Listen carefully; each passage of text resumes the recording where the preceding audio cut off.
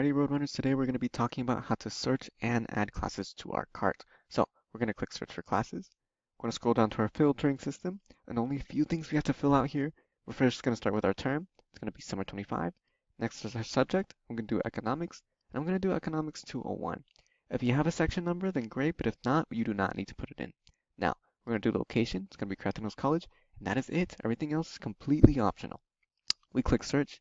We're going to see Econ 201 is right here. We're going to click view available sections. We're going to see all our sections for Econ 201 are going to populate. Only differences are going to be our seats, our times and dates, our locations, and our instructors. Once we find a course that fits our schedule, we're going to click add to cart.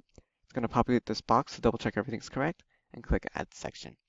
Now, if we click the home button here on the left side, we're going to scroll down to my academics, and then we're going to see that our semester is summer 2025. Now we're going to scroll down, we're going to see Econ 201 is in our cart or my academics.